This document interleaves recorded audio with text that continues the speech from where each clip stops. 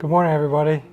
My name is Paul Harrington. I'm the host here for the Academy Now webinar, and this is our guest speaker, Corey Kaler. And Awesome. Morning, everyone. He's going to talk about relationships and work. But before Corey jumps on in, can y'all verify in the chats that y'all can hear us, that there's no audio issues or any video issues? So if there's anything, just send it in the chats, and we'll address them as they come. And then also, if you have any questions while Corey's speaking, send them our way through the chats, and we'll address them with you. So otherwise than that, Corey, I'll hand it over to you and see what relationships and work look like. Awesome. That's great. Perfect. Thanks, Paul. Appreciate that. Yep. Good stuff. Well, good morning, everyone, and really good to be here with you. I'm not sure where you're at, whether you're at work or working from home, but really excited about this topic because I really believe that it applies to us all. And so thinking about relationships at work, and wanted to start with just, a bit of an understanding of how big an impact those types of things have on our work. And so I want to start with thinking about what makes us happy at work, what makes us look forward to coming to work every day. And you're probably going to have some of your own opinions. When I talk to people and I think about my own work experiences, some of those things really are simply, we have to enjoy our work. It's good to come to work when we enjoy what we do, right? Thinking about opportunities to grow. Do I have a future with this company? Is there places that I can move forward and grow my skills or grow opportunities? Is a huge thing. Do we get paid fairly? We know pay is a big deal, and we don't want to ignore that. Maybe I should have put it at the top of the list, but to get paid fairly. Having a good physical environment to work in, right? Our workspace, the environment that we work in has a huge impact on that. I know for me, having a good leader to work for is really important. And then there is really our topic today, and I think what makes us happy at work is to have good relationships with people. And as I think about the importance of that, and I think about now the opposite of some of the things that make us unhappy at work, it's probably fair to say that it would be the opposite of all those things that we mentioned. But I really, really believe that one of the biggest determining factors that impacts how we feel about our work is really how are we treated, how are we valued, how are we spoken to, and ultimately all of that boils down to the types of relationships that we have in our workplace. So I've come to experience in a few of my other workplaces that a toxic relationship or a toxic relationship environment can make a great job or even an average job go to awful very quickly. I think about one of my own previous experiences. I was in a leadership role in another organization, and I had one employee, and I think it would be fair to say his actions were very toxic. Angry all the time, nothing was his fault, everything was everyone else's fault.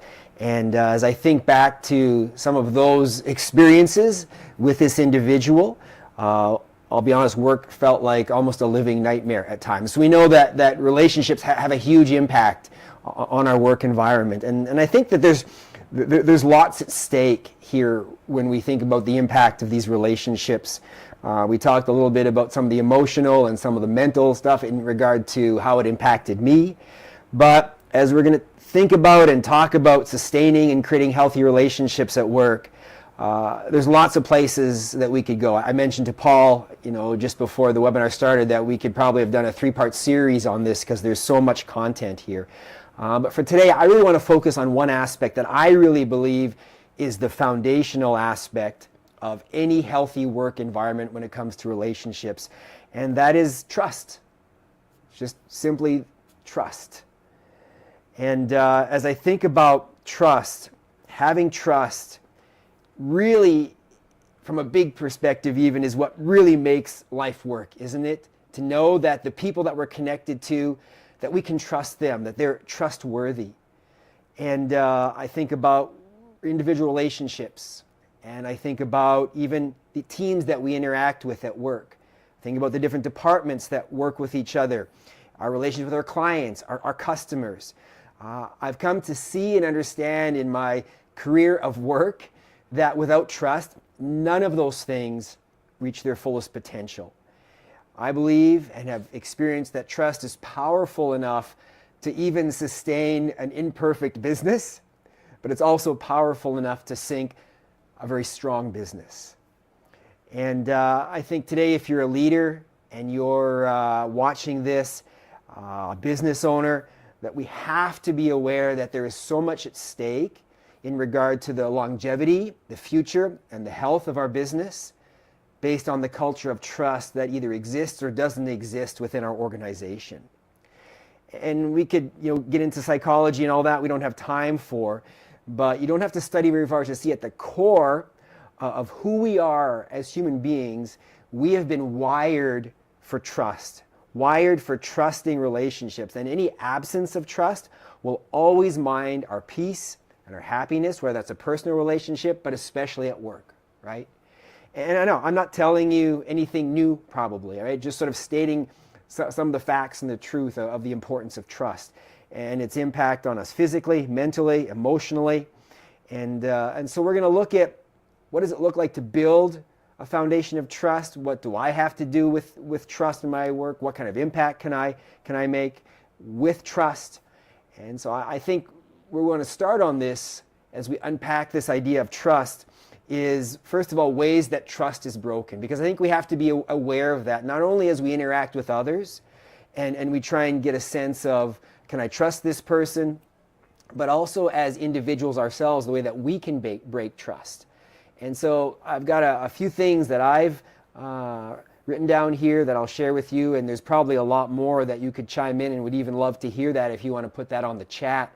But ways that trust broken. And so some of the things that come to mind were when certain people within an organization are not held to the same company standards as others.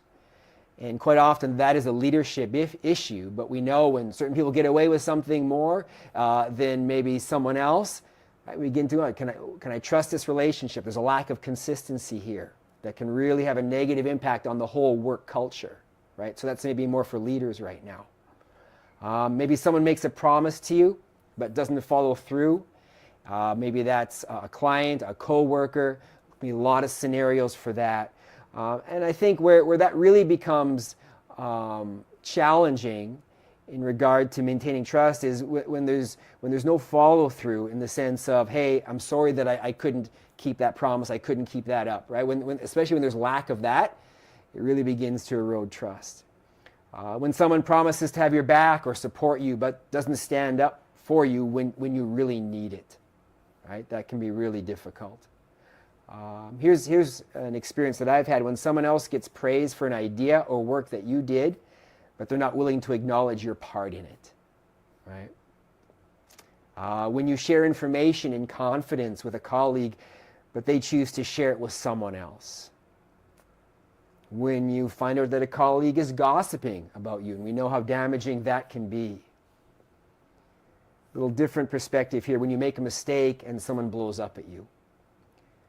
Or when you happen to maybe share an opinion or an idea and you're made to feel small or like it has no value. And like I said, there's a lot more we could add to this, but those are some of the things that I felt were sort of, really attack the foundation of trust. And I think if you've ever had an experience like that with a coworker or with your leader, it's fair to say it left a negative impact. And you can probably even think about some of those scenarios right now, and they're probably pretty easy to recall because of the impact that they had on you, that relationship, and maybe even your willingness to work and be productive.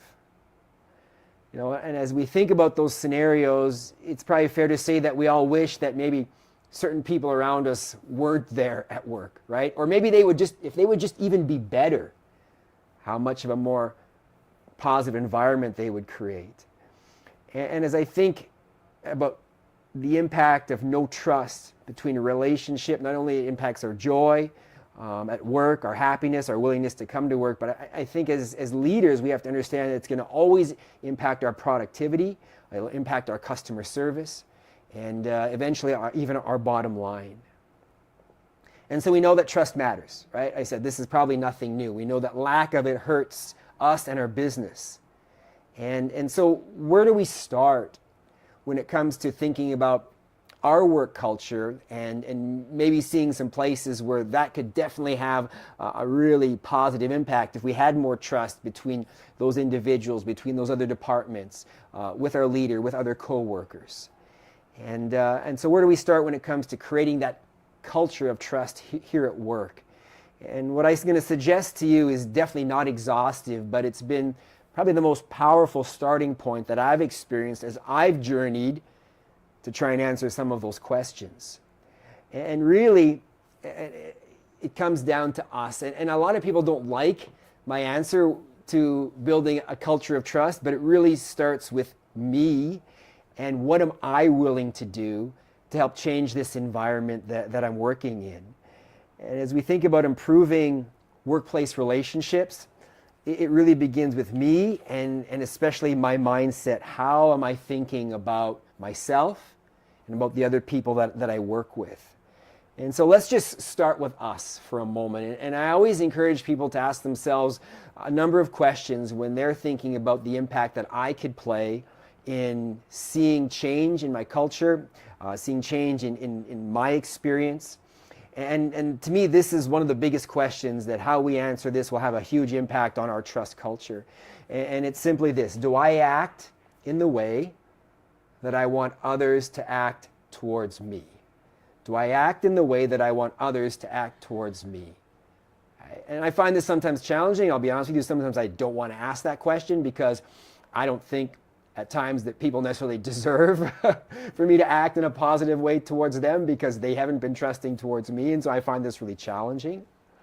But I really have come to understand that even in my own work environment and my coworkers, that when I choose to act in a way that I want others to act towards me, it has an impact. And I think sometimes this question can be challenging because we're just honestly blind to it. And it does require a certain amount of honest self-evaluation and giving ourselves to that. But I think also sometimes we believe that we're actually powerless and that we actually can't have an impact on creating a trusting environment. And this question really, calls us to be honest and to see that, no, actually I can make a difference. I can make an impact. And I've seen it in my own life. So that's the first question. Second question is, when I'm in a challenging relationship at work, how much time and energy is spent trying to change the other person? I think we put a lot of effort into, if I can get so-and-so to change and so-and-so to be different, and then things will get better, right? We'll maybe put up with negative or poor behavior in hopes that we can change them. And to me, this question is really about refocusing on what we can control. And we've talked about that in some of the other webinars that I've done before, right? The most powerful change comes when I focus on what I can control. And the reality is, and we've said this here before, I can't control other people, but I can control myself. And so that really then leads us into this third question, is how much of my efforts are focused on growing myself and how I respond to challenging work relationships. There's two key things in there, right? Growing ourselves, how can I become better? But then learning new strategies and new ways to respond to challenging work relationships, right? And part of that's going to be understanding what triggers you with challenging relationships at work and understanding yourself in that area. But saying, no, I actually have power over this and I can choose to respond differently. And I really believe that if we begin to wrestle with these questions, if we begin to understand ourselves a little bit better, we can actually have a lot of influence in our work environment.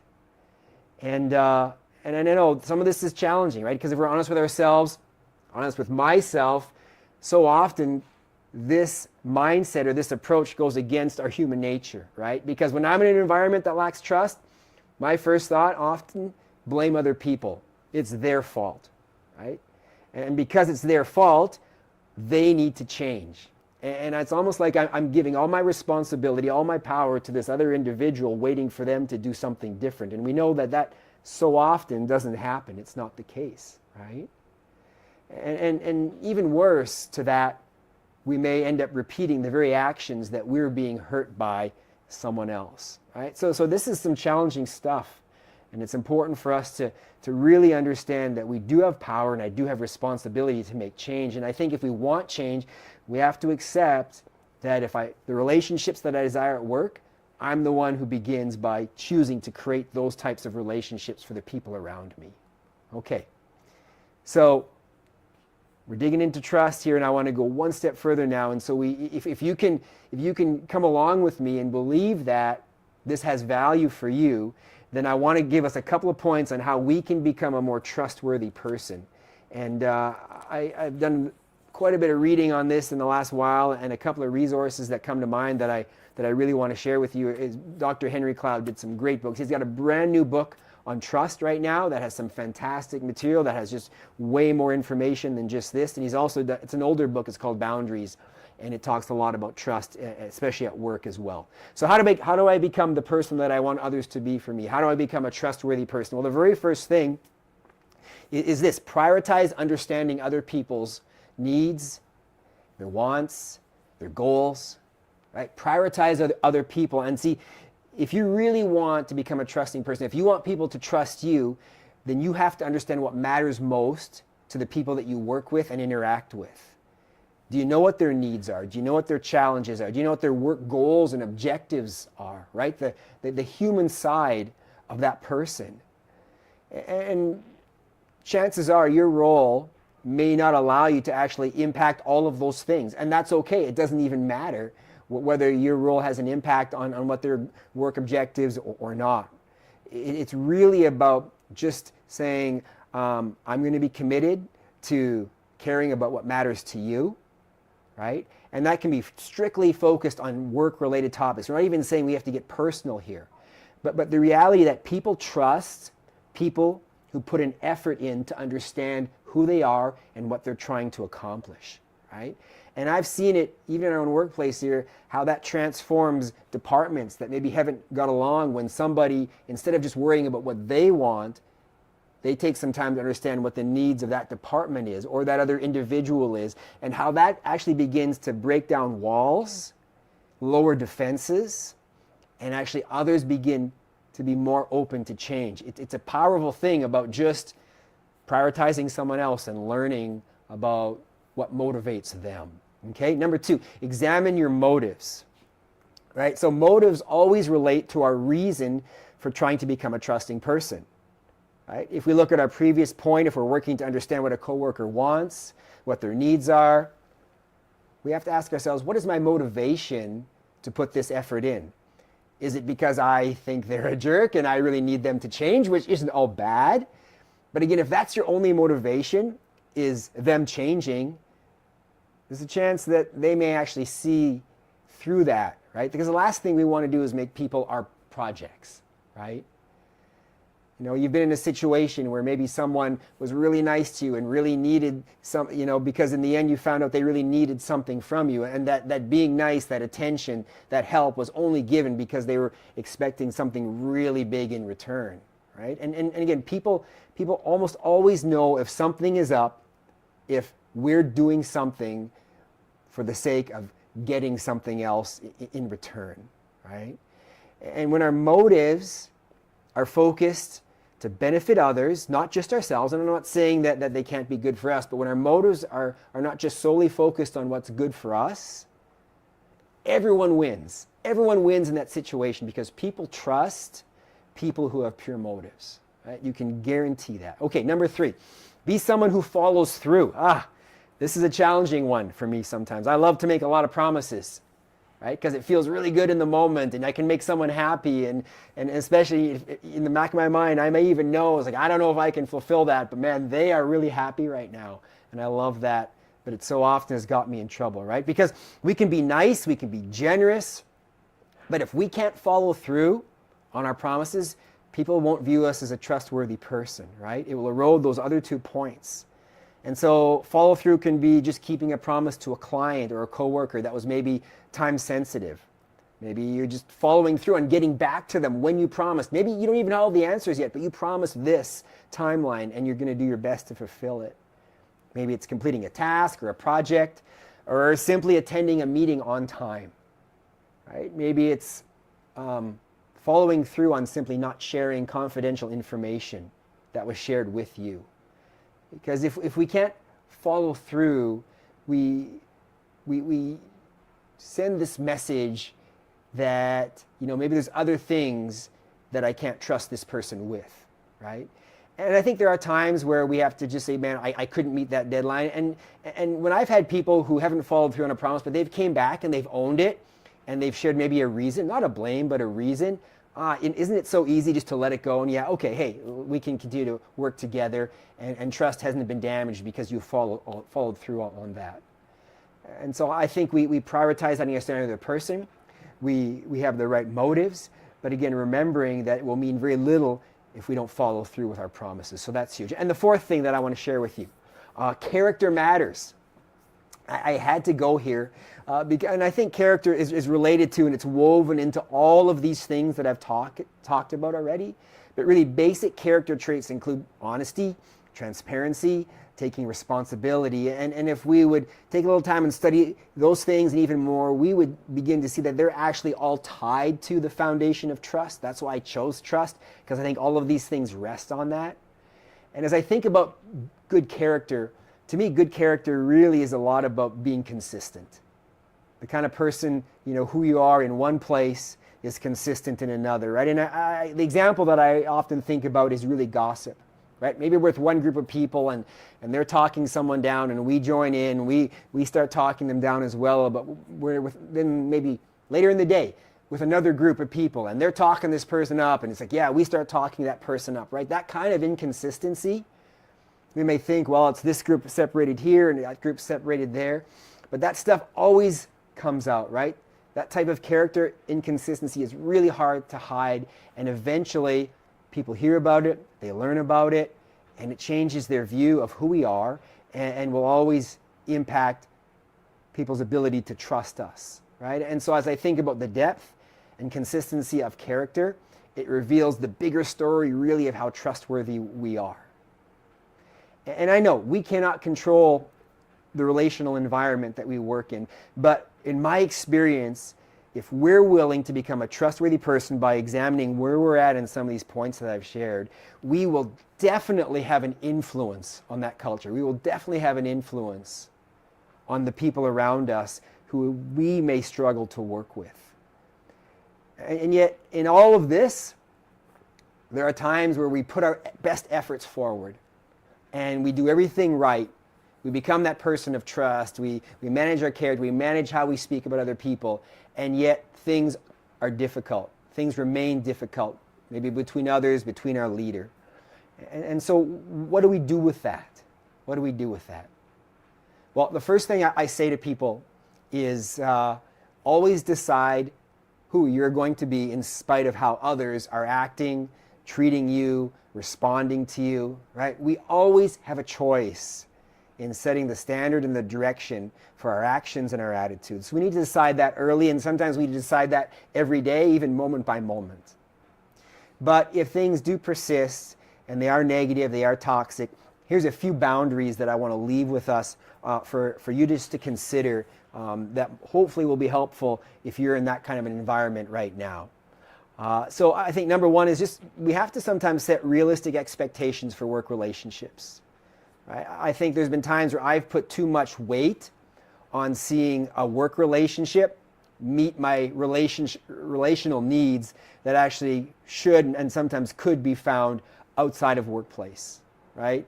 I know we always maybe would like to have a family and just this really tight environment, but the reality is sometimes those expectations just are not going to be met, and I just need to reset my expectations for work relationships. That can be a really good starting place.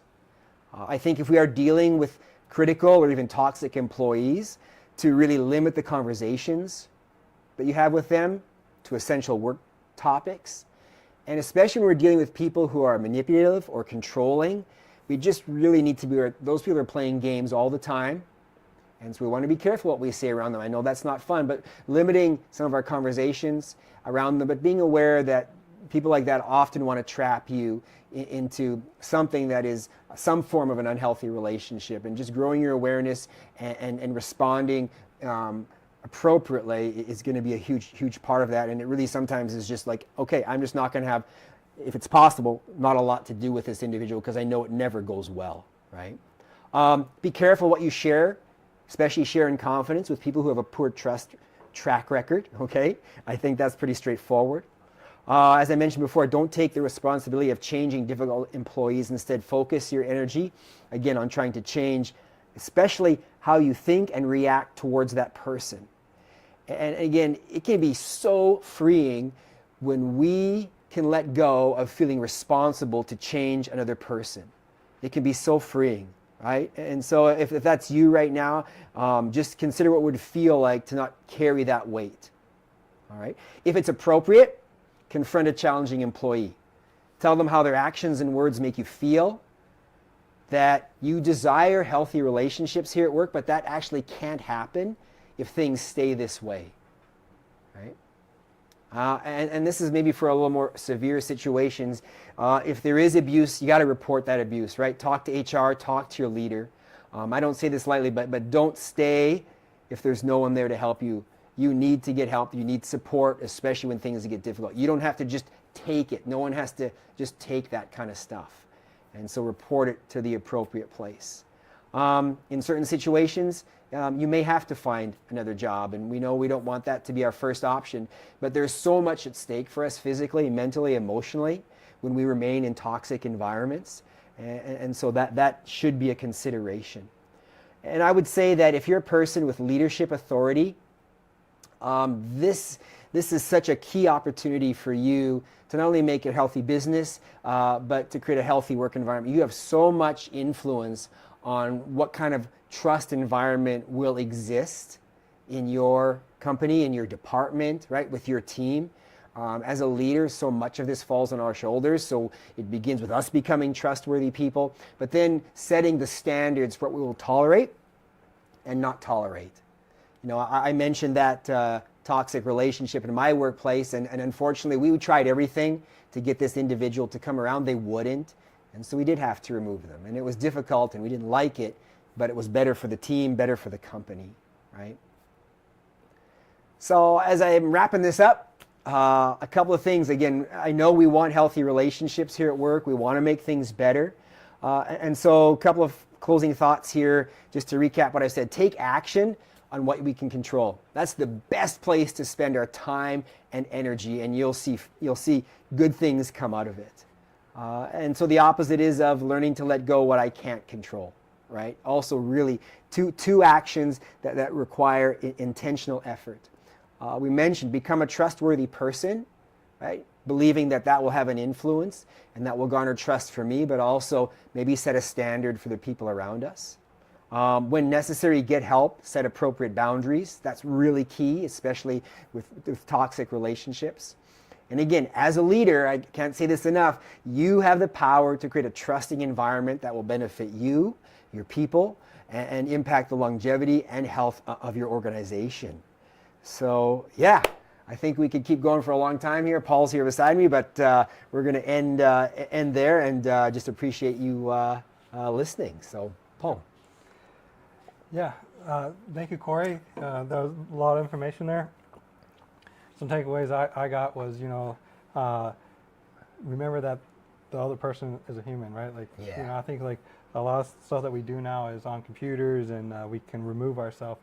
But there is that personal relationship that comes along with it. Totally, right? And I think even to add to that, we don't always know what's driving their behavior, right? Absolutely. We assume it's even always pointed against us, and that's not always the case. So yeah. Great point. And then the second takeaway that I got from it was, that we need to look at ourselves and really do a dissection or stuff, and not always cast some blame, I guess. But yeah, but yeah, stuff. So thanks for all the information. Yeah. Thank y'all out there for watching. This is our first episode of season 2. This year we are going to try to go between 30-45 minutes for the topics and with questions. So if you got any questions, you can go ahead and send them our way. Yeah, next month we are going to have a webinar on Leiden, and we're going to go and look at the different components. And Brenton Jantz is going to be our speaker along with me, and we'll go ahead and get that information out to you.